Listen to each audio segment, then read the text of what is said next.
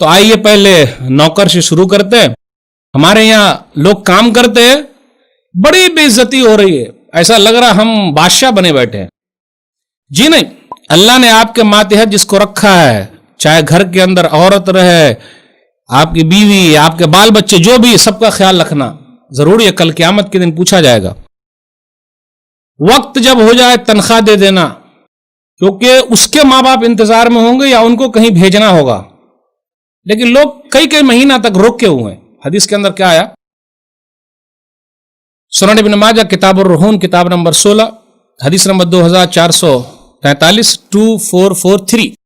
آت الاجیر اجرہ قبل ان یجف عرقہ. عبداللہ بن عمر رضی اللہ تعالیٰ عنہ سے روایت ہے کہ نبی صلی اللہ علیہ وسلم نے ارشاد فرمایا, لوگو اپنے مزدور کی مزدوری دے دو پسینہ سوکھنے سے پہلے.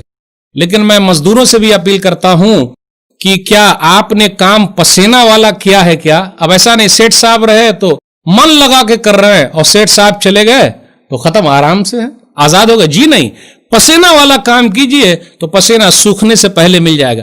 خیال رکھنا ضروری ہے.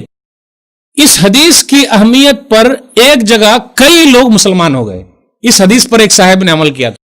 کہا جاتا ہے چنئی کا واقعہ ہے, ایک کمپنی کے اندر سیٹ صاحب ہر مہینے تنخواہ مل رہی ہے. وہ جو دوسرے تھے, مسلمان نہیں تھے, کام کر رہے ہیں, ہر مہینے 30 تاریخ کو یا مہینے کے شروع میں 5 تاریخ کو تنخواہ مل رہی. پہلے نہیں ملتی تھی. کیوں؟ اصل میں نے ایک حدیث سنی ہے نبی صلی اللہ علیہ وسلم کی. سیٹھ نے کہا کہ پسینہ سوکھنے سے پہلے دے دو. میں اسی حدیث پر عمل کر رہا ہوں. آج اپنے یہاں چل رہا لیبر ڈے. ارے ہر لیبر کو پہلی تاریخ کو تنخواہ مل جائے, لیبر ڈے منانے کی ضرورت نہیں ہے. ان لوگوں نے یہ سوچا, جتنے غیر مسلم تھے کام کرنے والے, آج سے 1400 سال پہلے جس انسان کو ہم غریبوں کی فکر تھی کہ اس نے اتنی تاکید کی ہے کہ بھائی تنخواہ دے دو, فکر کرو, تو وہ آدمی کیسا رہا ہوگا, کتنی فکر رہی ہوگی. لا الہ الا اللہ محمد رسول اللہ کلمہ پڑھ کے مسلمان ہو گئے, صرف ایک حدیث پر عمل. اس لیے میرے بھائیو, معاملات, اب دیکھیے سیٹ صاحب کا معاملہ نوکروں کے ساتھ کتنا پیارا ہے.